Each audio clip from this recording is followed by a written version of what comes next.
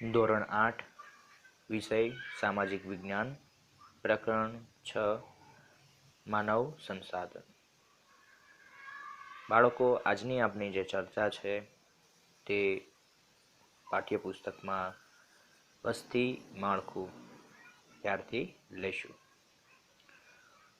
કુલ વસ્તીના વિવિધ જૂથમાં કરવામાં આવેલ વર્ગીકરણને વસ્તી માળખું કહેવાય છે. એટલે કે કોઈ પણ દેશની આપણે વાત કરીએ, ખાસ કરીને આપણે ભારત દેશના સંદર્ભમાં જો ચર્ચા કરીએ તો ભારત દેશની જે કુલ વસ્તી છે એ વસ્તીને વિવિધ જૂથમાં વર્ગીકરણ કરવામાં આવે તો આ વર્ગીકરણને વસ્તી માળખું કહેવાય છે. તો હવે આ વસ્તી માળખામાં કયા કયા જૂથ રજૂ કરવામાં આવે છે? તો સ્ત્રી પુરુષનું જૂથ, વય કક્ષાનું જૂથ, સાક્ષરતાનું પ્રમાણ જૂથ, ગ્રામ્ય શહેરી વસ્તી જૂથ, ધાર્મિક અને ભાષાકીય જૂથ, વ્યવસાયિક જૂથનો સમાવેશ કરી શકાય છે. વિવિધ જૂથ મુજબ જાણકારી પ્રાપ્ત કરવા વસ્તી માળખું જાણવું જરૂરી છે. તો આમાં આપણે સૌપ્રથમ વય જૂથથી જો સમજવાની શરૂઆત કરીએ તો દેશની જે કુલ વસ્તી હોય તો એ કુલ વસ્તીમાં બાળકો, પ્રૌઢો તથા વરિષ્ઠ નાગરિકોનો સમાવેશ આ વય જૂથમાં આપણે કરી શકીએ છીએ. એમાં બાળકોનું જૂથ કોને કહેવાય? તો કે 0થી લઈ 14 વર્ષ સુધીની જેની ઉંમર હોય તેને બાળકોના જૂથમાં સમાવેશ કરી શકાય છે. પ્રૌઢોનું જૂથમાં 15થી લઈ 59 વર્ષ સુધી જે પણ વ્યક્તિની ઉંમર હોય તેને એ જૂથની અંદર આપણે સમાવેશ કરી શકીએ છીએ. ત્યારબાદ વરિષ્ઠ નાગરિકોનું જૂથ, તો એમની જે ઉંમર છે તે 59થી ઉપરની રહેશે. હવે ઉપરયુક્ત ત્રણેય જૂથમાં મુખ્યત્વે તફાવત બાળકો અને વરિષ્ઠ નાગરિકોની વસ્તીમાં છે. જે કુલ વસ્તી છે એના 3થી 4% બાળકો હોય છે, જ્યારે એમાં વરિષ્ઠ નાગરિકો 7% જેટલા છે અને બાકીના જે પણ અહીંયા વસ્તીમાં વ્યક્તિઓ મળશે તેને પ્રૌઢ જૂથની અંદર સમાવેશ કરી શકાય છે. આટલું જાણવામાં આપણને એક વાક્ય આપ્યું છે. જાપાન જેવા દેશમાં જે વરિષ્ઠ નાગરિકોનું વય જૂથ છે એનું પ્રમાણ ઊંચું છે. એટલે કે એ જૂથમાં આવનારા વ્યક્તિઓની સંખ્યા કેવી છે? વધારે છે.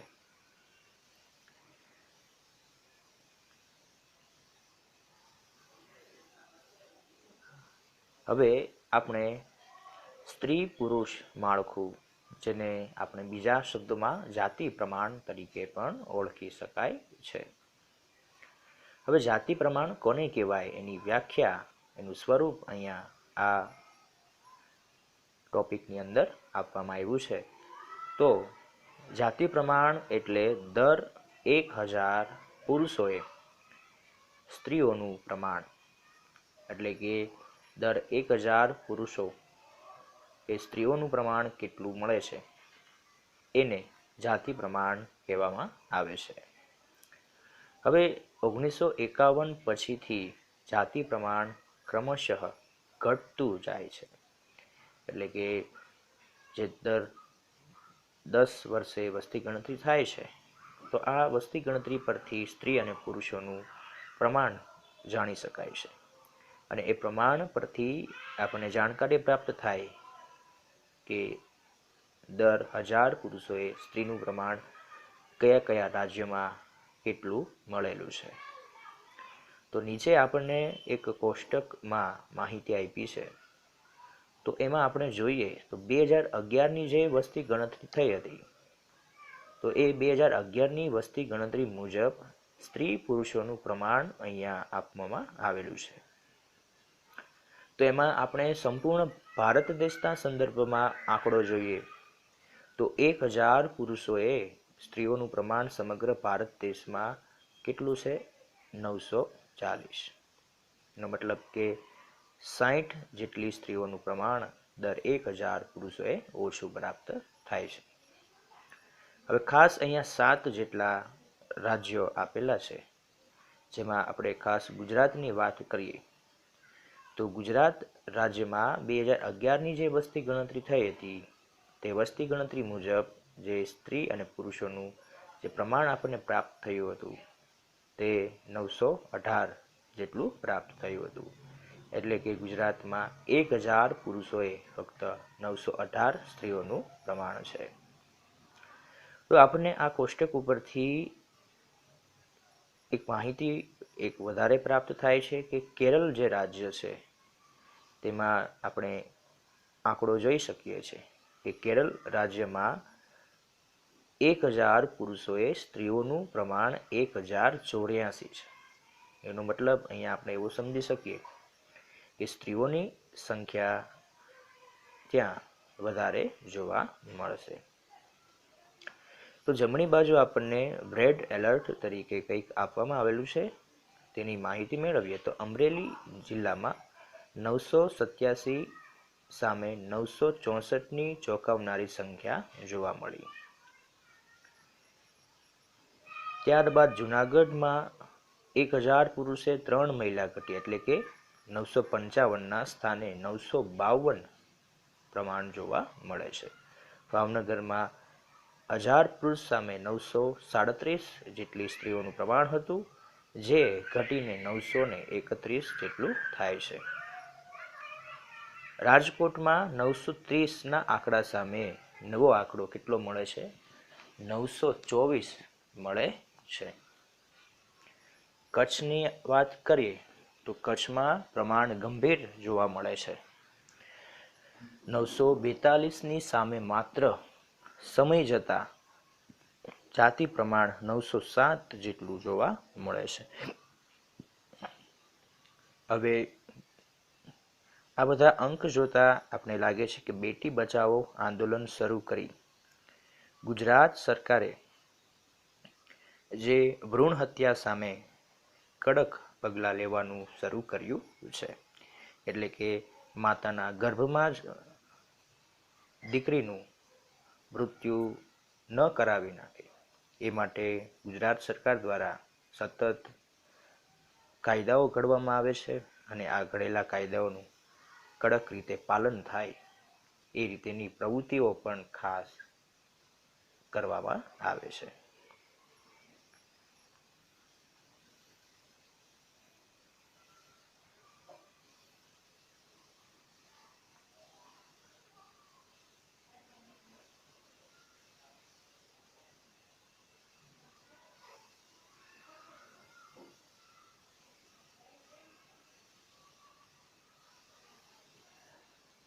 હવે સાક્ષરતા તરફ થોડુંક આપણે આગળ વધીએ તો કોઈ પણ દેશના વિકાસનો આધાર તે દેશના સાક્ષરતાના પ્રમાણ પર રહેલો છે.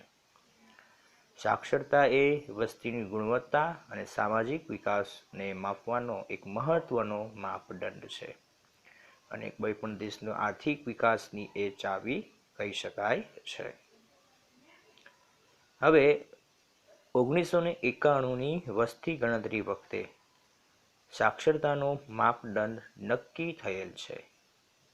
એટલે કે સાક્ષરતા કોને કહેવાય તે અંગેની માહિતી હવે પ્રાપ્ત કરીશું. વ્યાખ્યા સૌપ્રથમ જોઈ લે કે સાક્ષરતા એટલે શું. તો 6 વર્ષથી વધુ વય જૂથની કોઈ પણ વ્યક્તિ એટલે કે જે પણ વ્યક્તિ હોય એની ઉંમર 6 વર્ષથી વધુ હોય તો તે વ્યક્તિ કોઈ પણ એક ભાષા વાંચી લખી ને સમજી શકતી હોય તો તે સાક્ષર કે અક્ષર જ્ઞાન ધરાવતી વ્યક્તિ ગણાય છે. બાળકો અહીંયા વ્યાખ્યા ફરીથી એકવાર જોઈએ તો 6 વર્ષથી વધુ વય જૂથની કોઈ પણ વ્યક્તિ જો કોઈ પણ એક ભાષા વાંચી લખીને સમજી શકતી હોય તો તેમને સાક્ષર કે અક્ષર જ્ઞાન ધરાવતી વ્યક્તિ તરીકે ઓળખવામાં આવે છે. ભારતમાં સાક્ષરતાનું પ્રમાણ ક્રમશઃ વધતું જાય છે, જે એક ભારત દેશ માટે સારી બાબત ગણાય છે. અહીંયા આપણે કોષ્ટકમાં માહિતી પ્રાપ્ત થાય છે કે 1901માં કુલ 5.35, જેમાં પુરુષ 9.83 અને સ્ત્રીઓમાં પ્રમાણ હતું 0.60.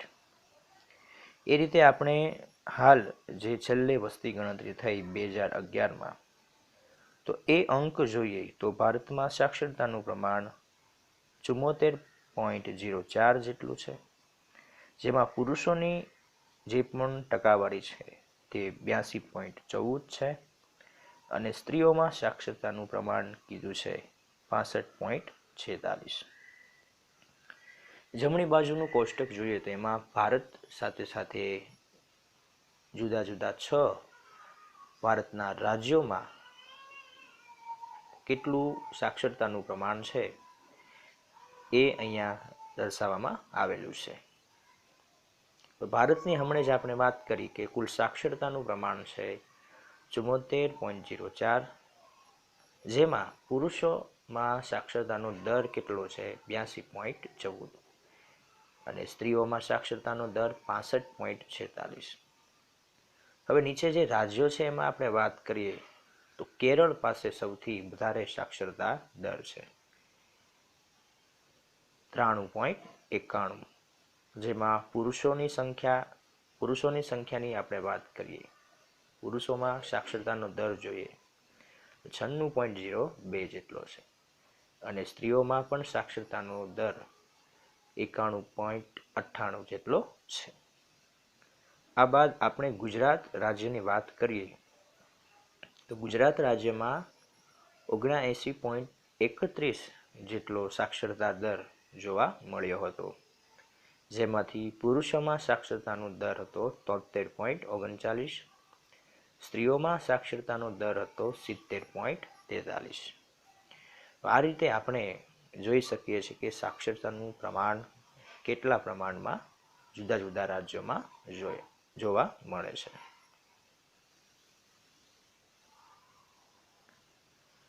આટલું જાણો એમાં માહિતી આપી છે બાળકો.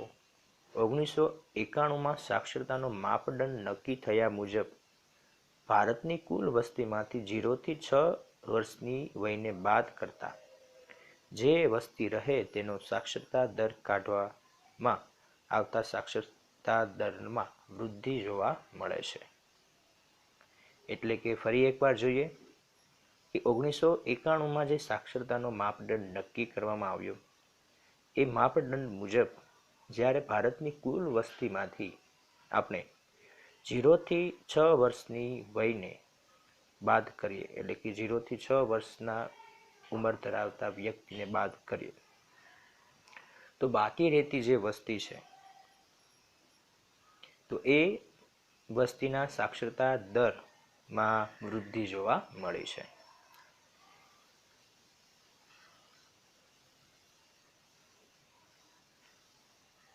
અહીંયા સાક્ષરતાના સંદર્ભમાં જે ગુજરાત રાજ્યના ટોચના 5 જિલ્લાઓ આપવામાં આવેલા છે, જેમાં અમદાવાદ અને સુરતનું કુલ સાક્ષરતા પ્રમાણ એક સરખું નોંધાય છે અને ખાસ અમદાવાદમાં પુરુષમાં સાક્ષરતાનો દર 92.44% છે, મહિલાઓમાં 80.29% છે. સુરતમાં 86.65% છે અને પુરુષમાં 91.05% છે, મહિલાઓમાં 81.02% છે. તો આ રીતે આપણને ટોચ એટલે કે સૌથી ઉપરના 5 જિલ્લાઓ કે જેમાં સાક્ષરતાનો દર વધુ છે એ આંકડાઓ અહીંયા આપણને પ્રાપ્ત થયા છે. હવે વ્યવસાયિક માળખું. દેશની કુલ વસ્તીમાંથી વિવિધ વ્યવસાયમાં રોકાયેલા લોકોને જુદા જુદા વ્યવસાય જૂથમાં સમાવી શકાય છે, જેમાં 1 નંબર કામ કરનાર જૂથ અને બીજું નંબર છે કામ નહીં કરનાર જૂથ. દેશમાં ઝડપથી થતા ઔદ્યોગિકરણથી કામ કરનાર જૂથ વધતું જાય છે. એટલે કે જે દેશની કુલ વસ્તી છે એ વસ્તીને બે જુદા જુદા જૂથમાં વિભાજિત કરી નાખી છે. અને એ જૂથમાં સૌપ્રથમ આપણે જોઈએ તો કામ કરનાર જૂથ છે અને બીજું જૂથ છે કામ ન કરનાર જૂથ, જેને આપણે વ્યવસાયિક માળખામાં સમાવેશ કરી શકાય. હવે જેમ જેમ ઉદ્યોગોમાં વધારો થાય છે, ઔદ્યોગિકરણની પ્રક્રિયા શરૂ થાય છે, કારખાનાઓની સંખ્યા વધતી જાય છે, તો આ સંખ્યા વધવાને કારણે કામ કરનાર જૂથ વધતું જાય છે. એટલે કામ કરનાર જૂથમાં લોકોની સંખ્યા કેવી થાય છે? વધતી જાય છે. વસ્તીમાં પરિવર્તન બે પ્રકારના જોવા મળે છે: સંખ્યાત્મક પરિવર્તન અને ગુણાત્મક પરિવર્તન. સંખ્યાત્મક પરિવર્તનમાં આપણે સંખ્યા જોશું કે કેટલા પ્રમાણમાં વસ્તી વધે છે, ઘટે છે. એટલે કે ક્યાંક વસ્તીમાં વધઘટ થતી જોવા મળે છે. વસ્તી વૃદ્ધિ દર અને સ્થળાંતરને લીધે આમ થતું જોવા મળે છે. ઉપરાંત ભૂમિહીન લોકોની સ્થિતિ, ઓછું જમીન પ્રમાણ, શહેરીકરણ તેમજ સામાજિક અને વહીવટી કારણોસર વસ્તીમાં વધઘટ જોવા મળે છે. એટલે કે અહીંયા સંખ્યા આપણે ખાસ નોંધમાં લેશું કે કોઈ પણ એક પ્રદેશમાં ગયા વર્ષ કરતાં આ વર્ષે લોકોનું પ્રમાણ કેટલું છે એ નોંધવામાં આવશે. તો અહીંયા આપણને સંખ્યાત્મક પરિવર્તનમાં એક અંક પ્રાપ્ત થશે, જેને મદદથી આપણે જાણકારી મેળવી શકીએ કે આ વર્ષમાં આટલા લોકોનો આ વિસ્તારમાં વધારો થયો છે. તો વધારો ઘટાડો થવાનું મુખ્ય કારણ અહીંયા આપણને ચર્ચામાં આપેલું છે કે ભૂમિહીન એટલે કે જેની પાસે જમીન નથી એ લોકોની સ્થિતિ છે, ઓછું જમીન પ્રમાણ છે, શહેરીકરણની પ્રક્રિયા છે, તેમજ સામાજિક અને વહીવટી કારણોસર વસ્તીમાં વધઘટ એટલે કે એક સ્થળેથી બીજા સ્થળે સ્થાનાંતર જોવા મળે છે. હવે ત્યારબાદ આપણે આગળ વધીએ તો ગુણાત્મક પરિવર્તન કોને કહેવાય? ગુણાત્મક પરિવર્તન તો હવે ગુણની વાત કરીશું. તો વ્યક્તિના વિચાર અને સ્વભાવ, રહેણીકરણી, જીવનશૈલીમાં આવતું પરિવર્તન એ ગુણાત્મક પરિવર્તન છે. એટલે કે હવે કોઈ પણ વ્યક્તિના ગુણમાં જે પરિવર્તન આવે એ અહીંયા જોવાનું છે. હવે આ ગુણાત્મક પરિવર્તન પાછળ તેની ખંત, એની મહેનત, તેનો ઉદ્યમ, તેની રાષ્ટ્રીય ભાવના હોય, ઉત્સાહ, સાહસ વગેરે જવાબદાર કારણો છે, જેનાથી વ્યક્તિના વૈચારિક, સામાજિક, સાંસ્કૃતિક જીવનમાં કેટલાક પરિવર્તનો જોવા મળે છે. ત્યારબાદ આપણે ધાર્મિક જૂથમાં આગળ વધીએ. એટલે કે ભારતની જે કુલ વસ્તી છે એને ધર્મના આધારે અલગ અલગ જૂથમાં કેવી રીતે વિભાજિત કરી છે એ અહીંયા આપણે જોવાનું છે. આમ ભારત તો સર્વ ધર્મ સમભાવ ધરાવતો દેશ કહેવાય છે. તેમાં દરેક ધર્મની પ્રજા વસે છે, જેમાં હિન્દુ ધર્મની પ્રજા સૌથી વધારે છે.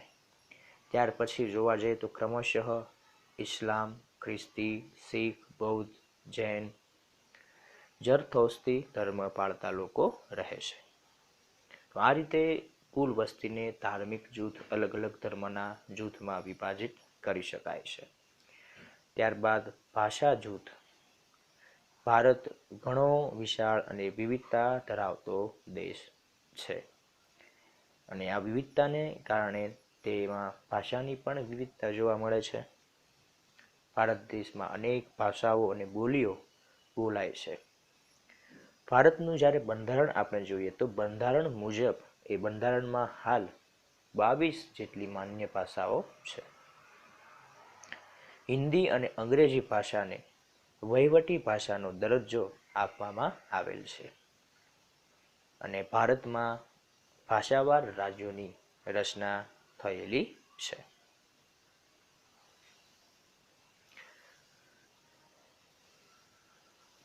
ત્યારબાદ આરોગ્ય જૂથ જોઈએ. માનવીનું આરોગ્ય એટલે શારીરિક, માનસિક, આર્થિક, સામાજિક અને આધ્યાત્મિક તત્વો સાથેની સમૃદ્ધિને આરોગ્ય કહી શકાય. ઉત્તમ કક્ષાનું આરોગ્ય રાષ્ટ્રના વિકાસની જે પ્રક્રિયા હોય એને ઝડપી બનાવે છે. હવે આપણે રાષ્ટ્રીય વસ્તી નીતિને જોવા જઈ રહ્યા છીએ. હવે આપણે સૌને ખ્યાલ છે બાળકો એ પ્રમાણે દેશની વસ્તી દેશની શક્તિ ગણાય છે. માનવ સંસાધન શિક્ષિત અને તાલીમબદ્ધ, તંદુરસ્ત અને શક્તિશાળી હશે તો જ દેશનો વિકાસ સારો એવો થઈ શકે છે. માનવ શક્તિનો ઉપયોગ દેશના વિકાસમાં પાયાનું કામ આપે છે. વિશ્વના હરણફાળ ભરતા દેશો સાથે ઊભા રહેવાને ગતિશીલતા લાવવા આપણે જાગૃત બનવું પડશે અને આપણા દેશની સમૃદ્ધિમાં માનવ શક્તિના મૂલ્યને પ્રાધાન્ય આપવું પડશે. દેશના વિકાસને અવરોધતા પરિબળને નિયંત્રિત કરવા પડશે. એટલે કે જે પણ પરિબળો કે જે દેશના વિકાસમાં અવરોધ ઊભો કરતા હોય તો એવા પરિબળોને નિયંત્રણમાં લાવવા પડશે. તેથી વસ્તી વિસ્ફોટનું નિયંત્રણ કરવા 1951થી નક્કી થયેલી વસ્તી નીતિને અસરકારક અમલમાં મૂકવી જ પડે છે. વસ્તી નીતિના ભાગરૂપે યોજનાઓ જેવી કે પોષક આહાર યોજના, માતા શિશુ સંભાળ ને સારવાર, સ્વચ્છ પાણી, શાળા આરોગ્ય કાર્યક્રમ, બાળ અધિકારોનું રક્ષણ જેવા અભિગમને વેગમાન બનાવવા પડશે. અને જે પંચવર્ષીય યોજનાઓ હોય એમાં પણ વસ્તી નીતિને નજર સમક્ષ રાખવી અને એ પ્રમાણે જ પંચવર્ષીય યોજનાઓનું આયોજન કરવું પડશે. આપણે તેમાં જાગૃત બની સહકાર આપી આપણું યોગ્ય પ્રદાન અદા કરવા માટે કટિબદ્ધ બનીએ. સ્વસ્થ ભારત, સમૃદ્ધ ભારત, શારીરિક માનસિક સમૃદ્ધ નાગરિક એ જ સમૃદ્ધ દેશ. ઓછા બાળ જય ગોપાલ, હમ દો હમારે દો, નાનું કુટુંબ સુખી કુટુંબ વગેરે જેવા વિધાનો પણ અત્યારે વધારે પ્રચલિત છે, જે એક રાષ્ટ્રીય વસ્તી નીતિના ભાગ સ્વરૂપે આપણે સાંભળી શકીએ છીએ. તો આ સાથે આપણું આ પ્રકરણ નંબર 6 માનવ સંસાધન અહીંયા પૂરું થાય છે.